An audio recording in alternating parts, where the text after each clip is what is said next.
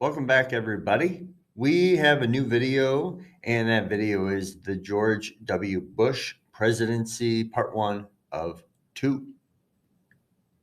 Vocabulary for the day, a number of them. Make sure you read through them, work to understand them, and then move forward. The presidential election of 2000 was an interesting one.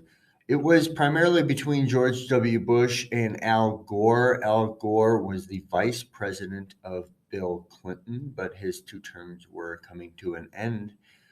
George W. Bush, also with an interesting background, at one point in time, the GM owner of the Texas Rangers baseball team. But he is now the Republican candidate for president. And it is a very tight race. Both candidates, uh, George W. Bush and Al Gore, actually have just shy of 200 and the needed 270 votes. And Florida is a swing state. And initially, that state goes to George W. Bush. But the vote total is very close. And there's a recount. And that recount delays who is actually elected president. And then there is some controversy. And then the Supreme Court actually steps in. What the Supreme Court ultimately decides in Bush v. Gore is that the recount at some point then comes to an end, and Bush gets the electoral votes from Florida. Those electoral votes put him over the 270 needed for the victory, and George W. Bush wins the election of 2000. So, George W. Bush's candidacy, one area of foreign policy that George W. Bush could be recognized for is the Kyoto Protocol. This is an international attempt to control global warming, if you will, and it's heavily involved by a number of countries. And George W. Bush does not sign on to the treaty, and this is indicative of Republican interaction regarding environmental treaties that are starting to become a little bit more popular in the 21st century.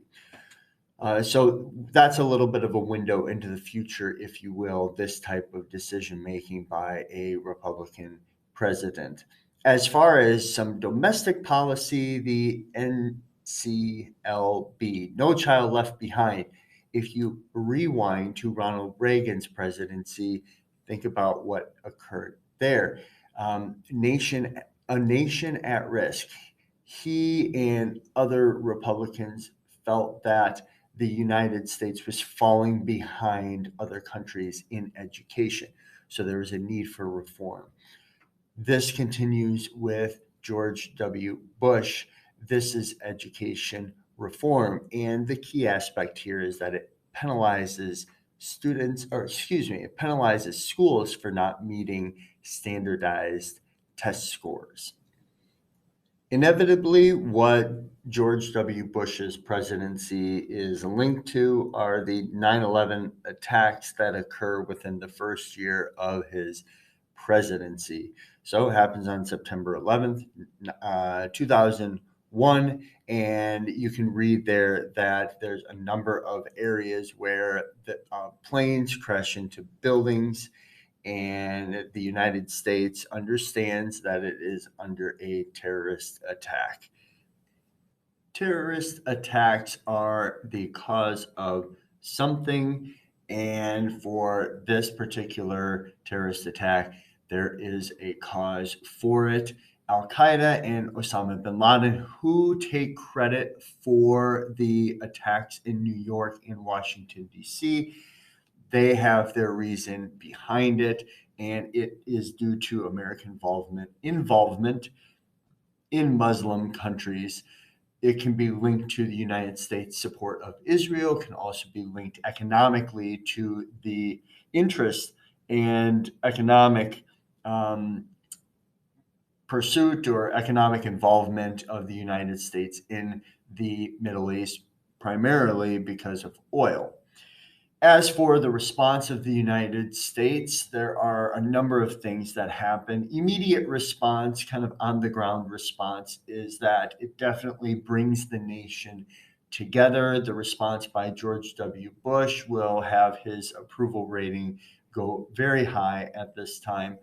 But the people as well, even the world to a degree, money, supplies, the investment in helping those that are hurt at the time is overwhelming in many ways. And then immediately the same day, uh, George W. Bush, he goes on television, talks about what happened, and we hear for the first time what becomes the Bush Doctrine. And what the Bush Doctrine does is it says that if you are a terrorist, we will come after you. It then also, if you harbor a terrorist, then the United States will consider you a terrorist as well, and we can come after that country, go after the terrorists within your country. And it allows the United States, according to the United States, to go after terrorists despite borders of countries. Domestically, the United States has more response as well to the 9/11 attacks. One is the Patriot attack. Let me try that again. The Patriot Act. And what this does is the Patriot Act allows the United States to be more invasive to the freedoms of people, to the securities of people. So it allows the United States to, if you will, breach some privacy, whether it be phone calls or beyond that. It breaches privacy in attempt to find any terrorist activities that might be going on. This receives minimal resistance, especially in the Senate, where I think there's only one vote against it. It happens the Patriot Act and the vote for it or against it happens pretty quick after the attacks, might even be within the first week. Department of Homeland Security is created, and this is to help better coordinate all security matters within the United States. One of the largest areas of impact for citizens in the United States is in the airline industry, which the airline industry suffers economically pretty quick because of the lack of flights immediately after 9/11, the changes that occur, and just the newfound fear that there is regarding uh, the uh, the airline industry and how the attacks happened. Beyond that, because of the Bush Doctrine, we see the war on terror. The United States and George W. Bush is out to take out Osama bin Laden and wage a war on at least Al Qaeda. So the Bush Doctrine allows for the invasion of Afghanistan because that is where Osama bin Laden is believed to be. Regarding the war on terror versus the war in Iraq or the Iraq War, the war on terror in Afghanistan begins in, either at the end of 2001 or the start of 2002. But the United States has really good intel as far as the whereabouts country-wise of Osama bin Laden. He has been in Afghanistan for a long time. The United States has had him on their most wanted list for a long time. If you recall the bombing of the World Trade Center in 1993, they are well aware of him.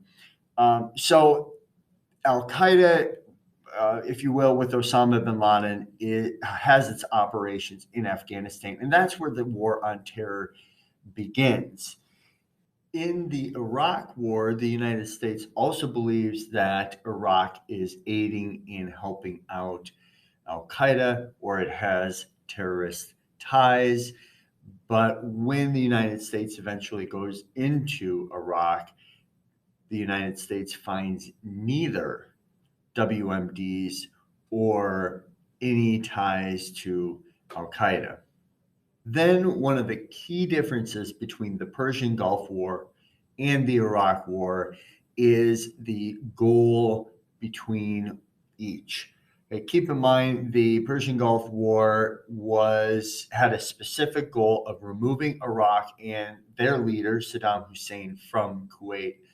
However, the Iraq War becomes much more invasive, much more intense, and the United States is much more committed because it wants to remove Saddam Hussein from power. And when the United States takes on that type of commitment, that means it might have to do something like nation build. And that's exactly what happens in Iraq.